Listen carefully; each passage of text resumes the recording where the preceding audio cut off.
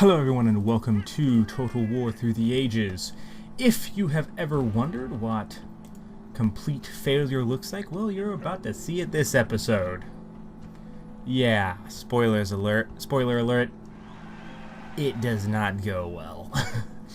It's actually not that like anything bad happens, it's more of just I am a complete and utter failure and I totally screw up in the battle that we're going to be fighting today. And yeah, so not much more to say than that. So here we can see I'm getting rid of all the mercenaries because of course you can't retrain mercenaries and I don't like having... Actually, I think you can actually retrain mercenaries, but either way it's money that I'd rather just spend on units that are better because I have units that are better. I only recruited them because I needed to get them quickly. So we're going to be shifting a lot of troops around. That's predominantly what I'm going to be doing this, and you can see me gesturing with the mouse. My plan is to send an army that way to try and capture that from the Britons, because I believe, or actually, it's controlled by the Germania. So my plan is to march an army through Germania and through the Germania territory and into the Britain territory and launch an attack that way. That was the plan. Mission failure. I couldn't make contact with the Gauls, mainly because the Britons had captured all of their provinces. So yeah, the Gauls basically, I believe their last province is in Spain, so not a whole lot I could really do there. Contemplating maybe sending some guys out to attack there, but I decided against it because I just wanted to keep my forces consolidated for the time being. And we're going to be prepping this army by sending some more troops to it and using it to go and capture Marsilla is the plan, but that will be thwarted. Not really by anything the Britons do, but more of just by, like I said, failure on my part. Yeah, I'm talking this up a bit because it is bad. Prepare yourselves for the most cringeworthy battle you've ever seen. It is so terrible on my part. Yeah, I really screw up so badly. It is impressive how badly I screwed this up. But in the meantime, like I said, I'm getting a lot of troops from Carthage. We don't need nearly as many troops over here. Well, I still need a decent number of troops to keep the people happy in Carthage, but that should fix by the time we are able. That should eventually get fixed once we finish off the Carthaginians. The populace should be a lot happier because we're not occupying them, their country, their nation no longer exists, so it should be a lot better. Now they besiege Marius. I can't remember how you say that. But anyway, they besiege that place there. Not that big of a deal. My army, I have a sufficient army to defend it. I'm not too worried about that. What I am worried about is recapturing Marsilla as quickly as possible, which is why we're sending the army from Carthage to do. We're also going to be transferring. Oh yeah, that's the I can't remember what it's called. It's the bigger ship. It's bigger than a trireme. Quireme? I don't remember the name of it. It's something. It's bigger than a trireme. It's better than a trireme. And I got one. I have just one of those built at this point. But yeah, so this is the army. That's the army that you saw me I had selected. That's the army I'm planning to send to go and capture Marsilla back with. And here we have Germania offering us an alliance, which we of course accept because they're at war with the Britons. We're at war with the Britons.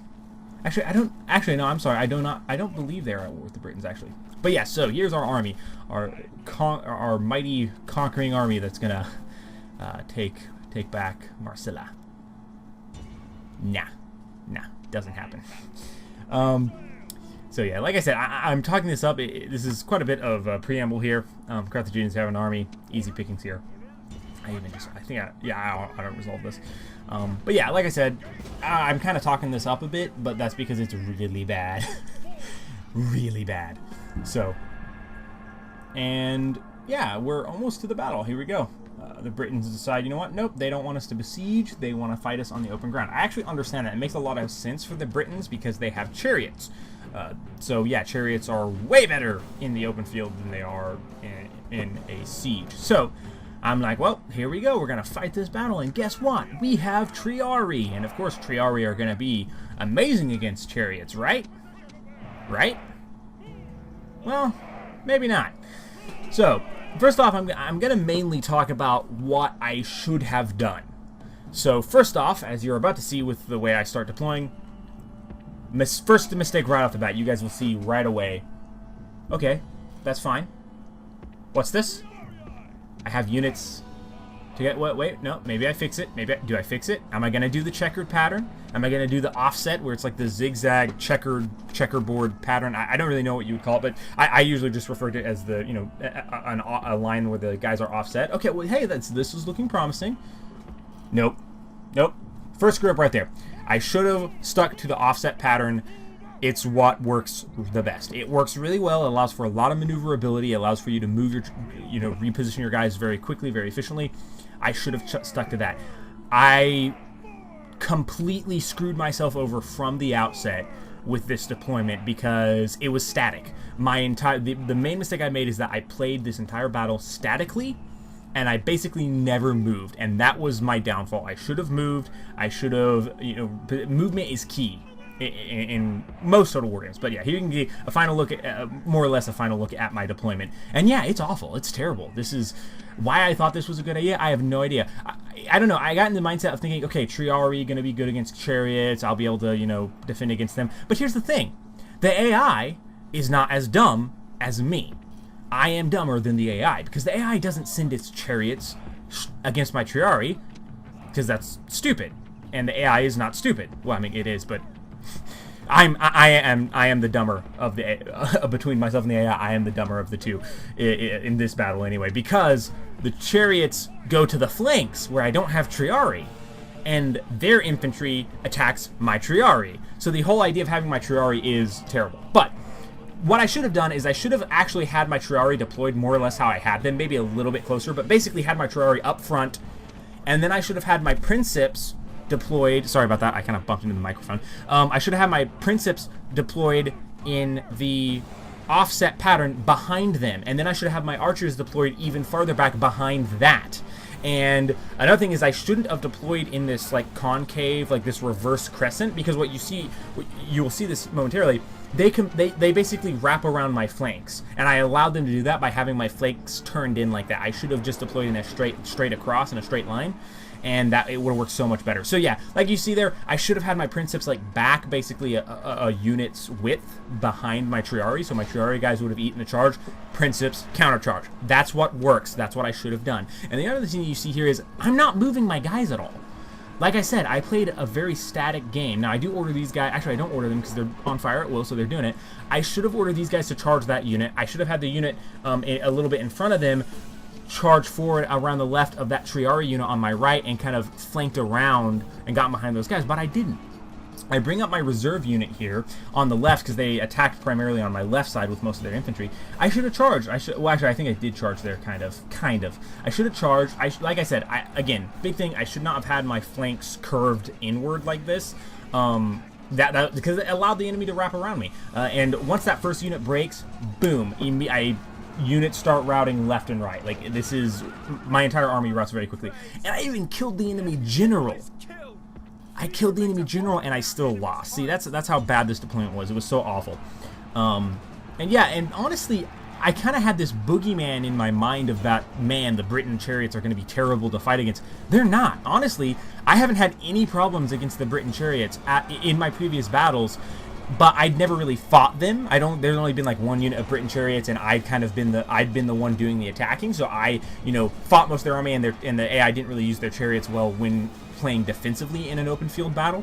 And all the other times I had to deal with chariots were in sieges. So, but yeah, like I said, I kind of had this boogeyman in my mind of that the chariots were going to be really hard to deal with, and like, oh, I need Triari to deal with these guys, or I need my archers to deal with these guys.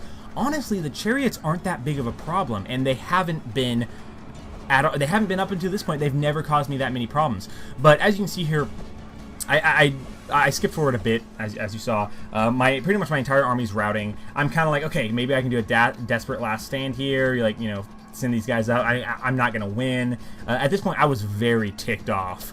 Mainly because I was thinking, like, in my mind, I was still thinking, it's like, man, what was wrong? What did I do? And then it was after this battle, I was like, looking back on it, I'm like, yeah, man, my deployment was really, really dumb. But basically, at this point, I kind of decided, like, okay, listen, here's the deal. I don't want to lose my general. I'm going to just have my general run away. Like, I basically just run away with the rest of my guys, because it's like, at this point, I don't really care. Well, no, I do. I care. I do care. That's why I retreat with my general, because it's like, okay, I don't want to lose my general. That would just be bad. So instead, I'm gonna withdraw him from the battle so that I guarantee he survives, and the army will be intact. It will be beaten to a bloody pulp, but it will be intact, more or less. It will still be alive. And here you can see, this is how much in shock I was after this battle, because like I said, I was kind of really ticked at the results of this, but I was ticked off, I was upset, and you can tell just by how long I stay on the results screen right here before I click. I stay on this for a very, very long time. But there is a silver lining to all of this. We lost the battle, but oh boy, are we gonna win the war, and you will see why in just like 10-15 more seconds. You're gonna see why we're gonna win this war. Gaius Maris. Is that Maris or Maris? Marius. I can't tell if there's an I there. Oh yeah, Gaius Maris. So the Maris reforms. And of course, history buffs, people who know anything about the Roman Empire, will know who that is and know why it's such a big deal. And of course, in game terms, it's also a really big deal because, check out this. Where are the Hastati? Where are the Princeps? What is this? We have legionaries. That's right. We can now recruit legionary cohorts. The Hastati and Princeps are a thing of the past. Well, we technically still have a decent number of them, but we can no longer recruit them. We can still retrain them, but we can no longer recruit them. And, I mean, why would we? Legionaries are just better. They're straight up just way better than Princeps and Hastatis. Like, legionaries are better than Princeps. And so they're, of course, way better than the Hastati, because the Hastati are kind of just weaker versions of the Princeps. So yeah, this is really cool. And additionally, it's not only that we can recruit legionaries, we can also recruit Roman cavalry, which is, of course, better than the equitas we had before. We can recruit auxiliary archers, who are better than the archers we had before. We can recruit auxiliary infantry, I think they're called. They're spearmen, basically. Now, it's interesting. In the case of the auxilia spearmen, they're actually not as good, like, well, I shouldn't say. They're kind of not as good as the Triarii. The Triarii are more heavily armored than what the auxilia spearmen are, but the auxilia spearmen are still good. They're fine. You know, they fulfill the role that the Triarii did before. And honestly, after that last battle, I'm not too crazy about Triarii anymore. Like, I shouldn't say that. Triarii are very good. I just was like I had in my mind that Triarii were going to be like the savior against the Britons and the Chariots, which they weren't. No, they weren't. Triarii are not, you know, the end all be all. So right here, I'm going to skip ahead as I basically consolidate that army. I disbanded some of the units that I wasn't going to be able to retrain here, and I moved this in to assist with the retake of Marsilla. But that is all for this episode today. So thank you all for watching. And really big thank you for watching, because this episode was hard. This episode was a hard episode to watch. I'm sure it was a hard one for me to edit back, because I had to rewatch it, and I had to live it in the first place, and then I had to go back and watch it. And man, it was so bad. That battle was awful. Like I said, completely awful. But really big thank you to watching, because this episode, like I said, terrible episode. That battle was awful. But anyway, thank you all for watching. Be sure to check back for more Total War Through the Ages. And we are going to be releasing on every Tuesday, Thursday, and Saturday starting this week. Actually, I think I started last week. But regardless, thank you, and till next time.